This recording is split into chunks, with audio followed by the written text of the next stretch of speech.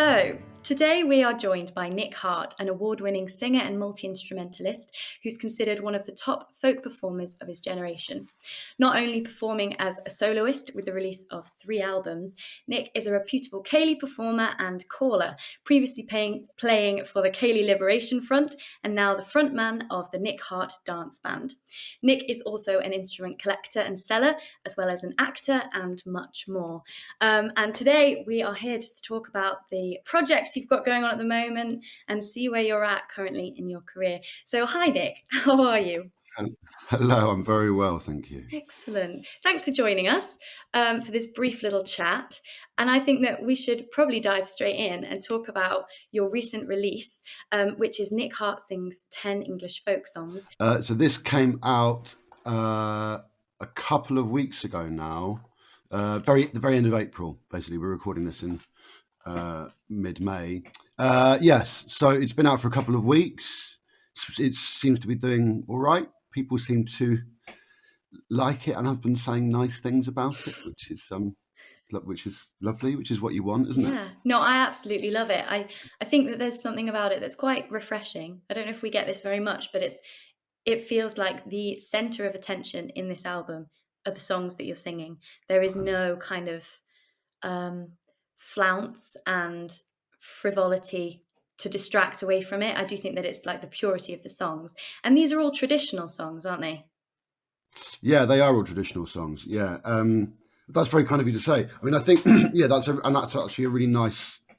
That's a really nice thing for you to have picked up. I mean, it's exactly the sort of compliment I would like to get because yes, absolutely. For me, the songs have got to be the thing. So, I mean, compared to the first 2 albums, which were much simpler in terms of instrumentation, it was all just me and a guitar. This album has got lots of different things on it and was recorded in a slightly different way.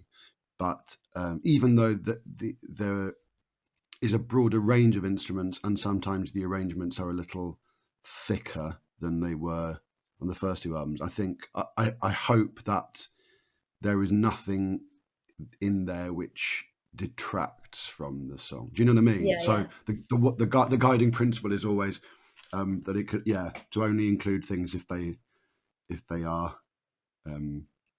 making a contribution and not sort of obscuring the song. Yeah. So I'm glad you think I've managed to pull that off. No, I mean 100%. I don't think they distract in any way. They just almost underpin it in a very kind of just like essential background. It's really, really nice. And there's quite a few different instruments in there. And is that, I mean, I don't know how many you include. I remember hearing a clarinet at some point. I don't know if I've got that right. There was a clarinet, yeah. And whistles. I don't know Yeah, again. there's some whistles, yeah. Yeah. So, I mean, you've described yourself, where is it? As informed by a deep respect for the nuances of tradition. Would you say that the instruments you've used in that kind of represent that idea? I mean, I think the thing with that repertoire of music, as in English traditional song, traditionally, the traditional way of singing those songs is like completely unaccompanied.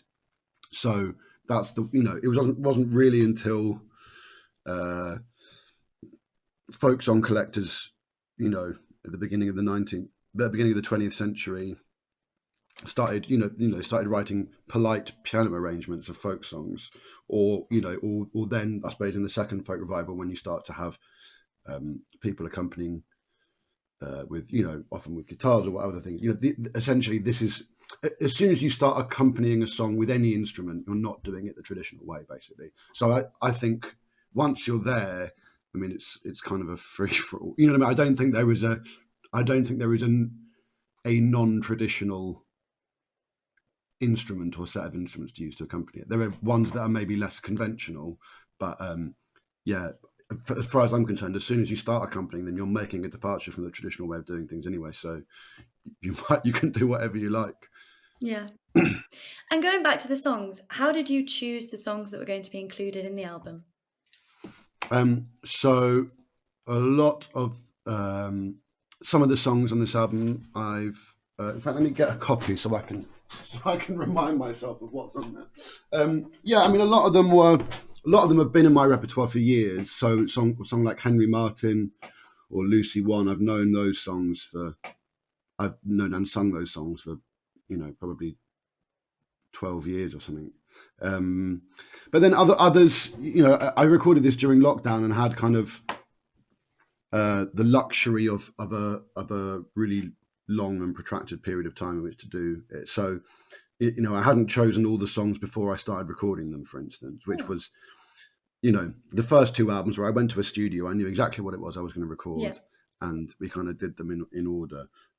Whereas with this, I would record something and then think, there were lots of moments where I was like, well, what will I record next? And then maybe I spent a day or two going through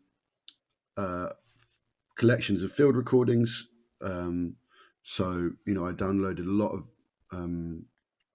collections from singers or families of singers that I hadn't really spent much time with. So people like Queen Caroline Hughes or the Gillett family, or lots of largely English gypsy singers recorded in the middle of the 20th century. So either going through them, or there were, the other way I often do things is that there might be a song that I would like to have a version of. So I might think, well, I would like to have a version of The Outlandish Night, for instance. So my process then is to go and sort of find as many different versions as I can. Some of them will be like from printed sources, some of them will be audio recordings, and then kind of create my version. So in this instance, actually, with The Outlandish Night, I'm using the melody from one singer, and the text, it comes from another singer's version of the song, because I really like the melody, but that singer didn't have enough verses for me. Do you know what I mean? So yes. So I suppose that's the process of how I assembled that collection of songs. But was your question more about why I It was, why, what, anything, just whether there was a certain theme that you were trying to get in there, or whether it was just a collection of folk songs that you enjoy.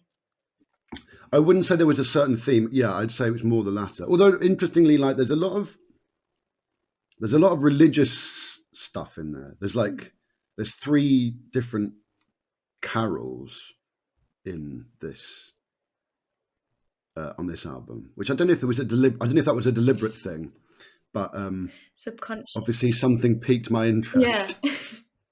Yeah. Amazing. And do you have a favourite song on the album? It's a difficult one.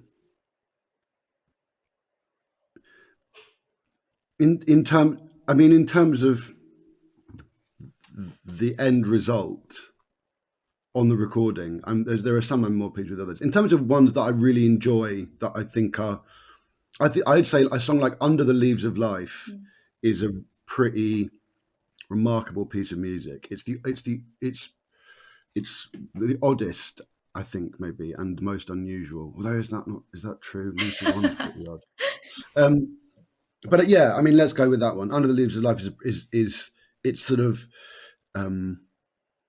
it's the story of someone meeting the Virgin Mary on the way to Calvary, and it's very odd because it's not directly lifted from any of the kind of anything that is in the Bible, right? None of the stories that actually sort of detail this moment. So it's very odd that this, where did this kind of thing come from? I've read people saying it as attributing it to one of the apocryphal gospels, but I've never been able to work out which one. So I don't know where this narrative has come from.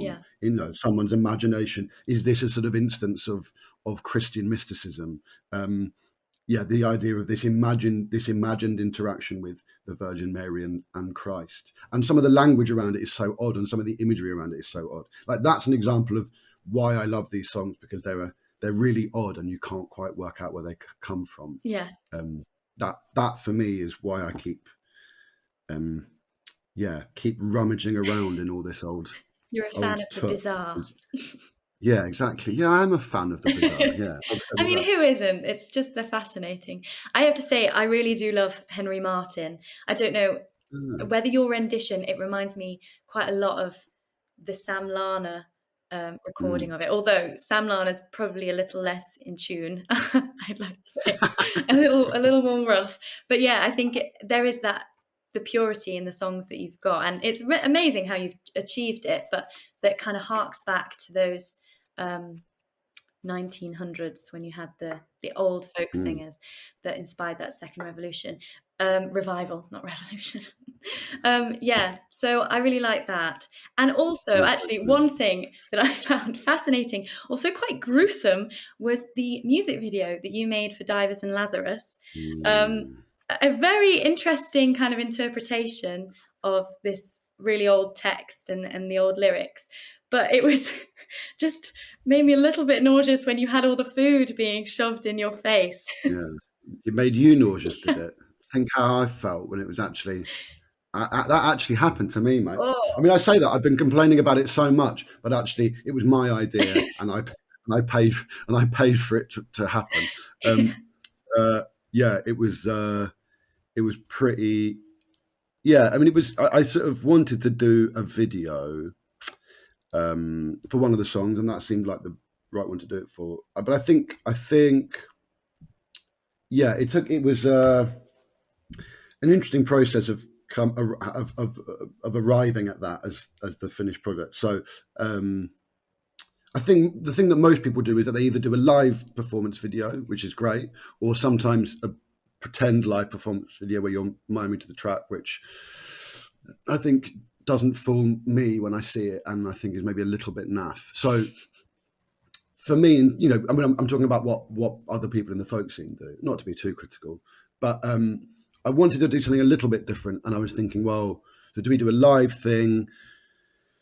But do we try and make it a little bit more? Do we try and dress it up somehow? And eventually, chatting to George Moore, the director, we kind of ended up on this idea of it being, well, actually, if we're going to mime along to the track, then let's really lean into it. So, casting myself as a kind of club singer. And then the idea of I mean, without wishing to give too much away, the idea of I think things that touch thematically on some things that are there in the song seem the right way to go. It's not programmatic, it's not describing. I didn't want it to be something which is describing what's going on in the song, but something that has some kind of tangential connection Yeah. to it.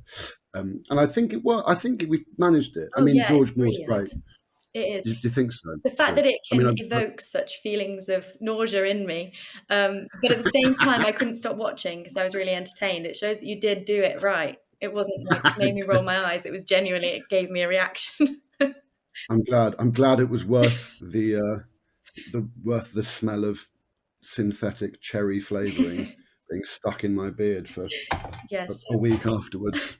I would advise any viewer watching this who hasn't already seen the video to check that out. It is pretty good, I will say. Now, as you've previously mentioned, this isn't the first album you've done. You've actually got Nick Hart sings 8 English folk songs, have I got that Mm, name? And then mm. 9 English folk songs, and now we're on 10. Do we expect a fourth one? Do we expect 11 English folk songs? I don't know. Probably at some point, or maybe at some point, I'll get bored of this silly joke that I seem to be playing on myself. I don't know what the next project is. I mean, I will certainly be recording another album of traditional songs at some point. But at the moment, there are a couple of other things that I might want to be doing next. There's a load of settings of like William Blake poems and songs that I started working on before I recorded this album, and then kind of put down. I'd like to do that at some point. And there is a 100 verse Robin Hood ballad from the 15th century Whoa. that I know that me and my mate Joseph Mindley, who's a wonderful poet, kind of fixed up and made more comprehensible. He did most of that work, obviously. And that's another thing that's kind of been on the back burner for a while. So that might be something I do as well. In which case, I mean, that song will take about an hour to sing because That can be the honestly, album. it's that long. So maybe the next one will be Nick Hart sings one English folk. Yeah, that would be brilliant. Well, I mean, it would work if you left it as a trilogy. I mean, trilogies, everyone is obsessed with trilogies. So just having those three Maybe before you that's it. delve into something new. But I mean, I wouldn't complain if you carried on, if we got to Nick Hart sings 1,000 English folk songs. Just that's fine, longer listening. But is there a reason why you sing traditional songs? Is there something you're hoping to achieve by getting them out in society? Um, is there something I'm hoping to achieve? I mean, I think I I'm not a songwriter. I tried to when I was in my sort of late teens, and I just wasn't very good at it. It's not my thing. I mean, I write music. I like composing music for theatre. That's another kind of separate um, part of my work. But really, for me, in terms of singing songs, I like singing. You know, I'm very happy to sing songs that exist. And actually, yeah, these something about the fact that these songs even exist at all is such a wonderful thing. And it's been something that I've been gently obsessed with for a while now. So for me, it's something that I I mean, perhaps very selfishly, I just I can be very engaged in, you know, and it's a really wonderful thing um, to be able to sort of spend time with these songs. I'm fascinated by them, um, and actually the process. I mean, because most of what I sing is ballads. You know, there is that. You know, in terms of the form, they are narrative songs, right? And of generally narrative songs without choruses. So that is a very different. That presents certain challenges as a performer, as in, you know, it's a very different thing to singing pop songs, and it performs a very different function. I think it is as much storytelling as it is music, perhaps even more so. And actually, for me, that's been the big and the most rewarding thing is developing my practice, to use a slightly wanky, you know, art term, but developing my practice as a ballad singer, and that being kind of the focus of my performance, and basically getting better at doing that over the last 10 or 12 years. um, I think that's really I think there's loads of stuff I can be doing there, that I can be carrying on with that work for the rest of my life. It keeps me engaged in terms of a mission to, partially I do feel like it's useful to point out that this stuff exists. I think my degree was in ethnomusicology, and I think there was this kind of general attitude that everybody else in the world is sort of fascinating and ethnic, and actually there is something slightly pejorative and colonial about that attitude. I think it's quite important for me to be proving again and again how sort of that we have these very odd little things here as well. We are just another country with like our own mad weird stuff, and that is a point I'm keen to prove. And I think you get that in your songs, definitely. We've got the two big album launch gigs where I'll be joined by a band. So there's a big one in London, in at Stone Nest on Charing Cross Road, and then the Bristol one, which is where I live. I live in Bristol at the Jam Jar. So those are like big gigs that I'm sort of currently preparing for and like rehearsing. Basically, two separate bands. They're just going to be different bands for each gig, which is unnecessarily complicated. So yeah, I'm looking forward to those. That's going to be like a big, like momentous thing with loads of my mates there. Yeah, So the chance to that's something celebrate. to look forward to. Amazing. And so, if people want to find out where to get tickets, where to listen to your album, or just more information about you, where should they look? nickhartmusic.com is probably the best place. Yes. Or I'm on Instagram at Mr. Nicky Hart. and Twitter under the same handle. Brilliant. And we will actually have details to find Nick's website and stuff linked, but we just like to hear it from the horse's mouth. Amazing. Well, thank you very much for joining us, Nick, and congratulations on the album. It really is brilliant. Well, thank you very much, Nick. Great. Thanks very much for having me. You're very kind. Tuesday Folk People is going on tour. We're heading to Manchester, Leamington Spa and London on the 23rd, 24th and 25th of June. We're bringing to you 5 of our previous Tuesday Folk People artists to perform live. Tickets are on sale now, so head on over to our website at home-stage.co.uk to get yours.